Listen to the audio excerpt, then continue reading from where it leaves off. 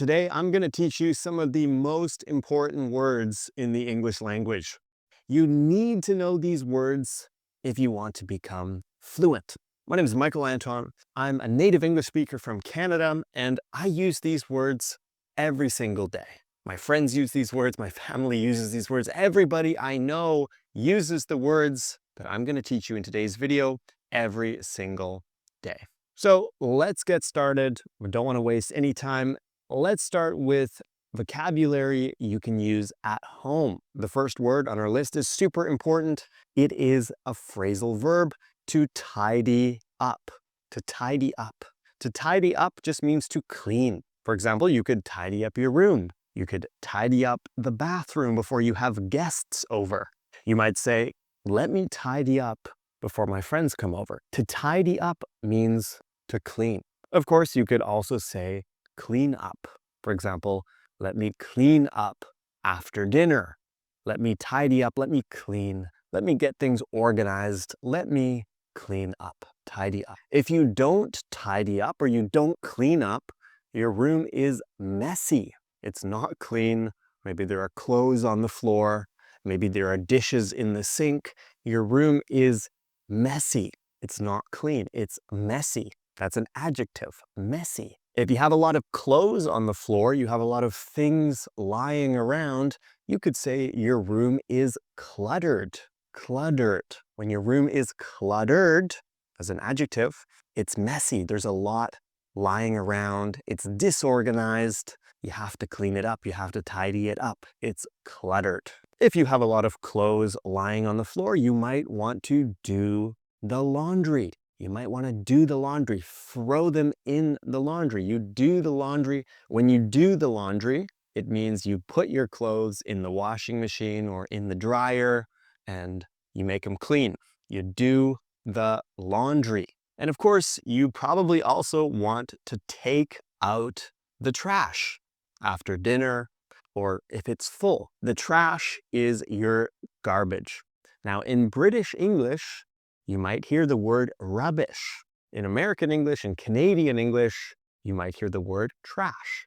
If you take out the trash, it means you take the garbage and you bring it to wherever you need to dispose of it. Normally outside or somewhere in your building. You take out the trash. And the other word you need to know is the word chores. Chores. A chore is a noun, which means something boring you have to do around the house. Now, it's normally around the house. It might also be out of the house. But for example, doing the laundry, cleaning the dishes, tidying up your room, these are all examples of chores. For example, I have chores to do this morning, or I hate doing chores on the weekend. All right, now let's talk about your morning and your daily routine. So things you do every morning, things you do every day. The first thing you do in the morning is obviously to wake up. You wake up in the morning. You could also say you get up, and you get up. Normally it implies you get out of bed. You leave bed, you get up in the morning. You could ask somebody, what time do you wake up in the morning? Or what time do you get up in the morning? Now, if you're lazy, and I'm guilty of this sometimes, and you've set your alarm goes off in the morning, but you still want to sleep, you hit snooze. If you hit snooze, you hit the button on the alarm that mutes the alarm for another 10 minutes or another 15 minutes. We say you hit the snooze button or you hit snooze. After you get out of bed, you get ready. When you get ready, it means you brush your teeth, you take a shower, you put on your clothes, you get ready for the day. You get ready to leave in the morning. Maybe you're going to work or you're going to school. You're getting ready. You might also be in a rush. To be in a rush means to be in a hurry. You don't have a lot of time. You're in a rush.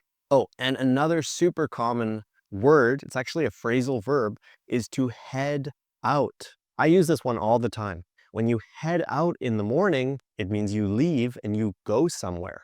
For example, you're heading out to work. You're heading out to school. You're heading out means you're going, you're leaving somewhere. To head out. You might grab breakfast. If you grab breakfast, it means you get something and you eat it. You grab breakfast, or you could grab lunch or grab dinner. But we can use the verb grab in an informal way to mean to get. So we grab dinner, we grab lunch, we get dinner. If you order in, to order in, that means you call the restaurant and you get food delivered to your house. We say you're ordering in. The food comes to your house.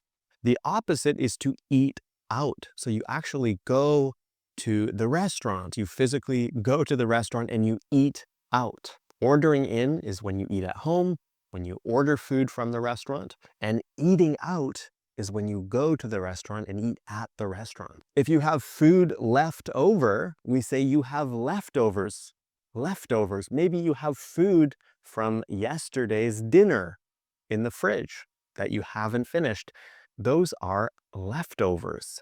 Leftovers. So you can eat them on the second day or the third day or whenever. Leftovers.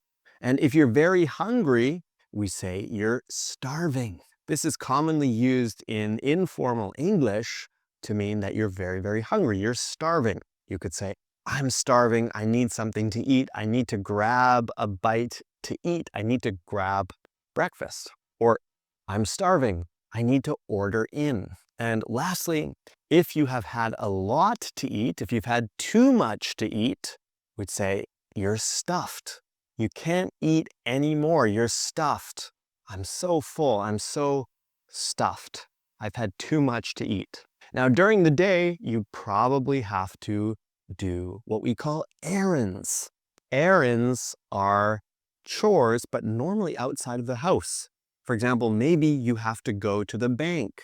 Maybe you have to go to the grocery store. Maybe you have to go to the tailor. Sometimes people use it for chores inside the house. You have to run errands at home. But generally, I would use it to describe chores outside, errands. Another phrasal verb, to stop by. To stop by somewhere means to visit for a short period of time. For example, you stop by your friend's house. You don't stay there very long. You just stop by. Or you could stop by the grocery store. You go shopping at the grocery store, but you don't stay for very long. It's only a temporary visit. You're just stopping by on your way somewhere else. To stop by. You might pick something up at the grocery store, which means you buy something, you pick something up. For example, you might need to pick up vegetables, you might need to pick up meat at the grocery store. And if you go to the grocery store and they don't have what you want, maybe they have none left, we would say they are out of stock. Out of stock means they don't have what you want anymore. They're out. They're out of stock. Let me know in the comments, have you used any of these words in your life? Have you heard any of these words in movies or in books? Because these are very, very common words that you need to know if you want to become fluent in English. As I said, I'm a native speaker from Canada. I use these words every day. I hear them all the time, so they're very, very important to memorize. I hope you found this video helpful. If you want to improve your English with me and my team, it's not enough just to watch videos. You also need to speak. That's why we offer real speaking practice in our online programs. I'm not going to say much about them here, but if you are interested, click the link in the description below to learn more, to apply, and if we can help you, we'll be in touch. Thanks for watching today's video. Make sure to subscribe to English at the Ready here on YouTube. Leave a like, it really helps me out. I really appreciate it, and I'll see you in the next lesson.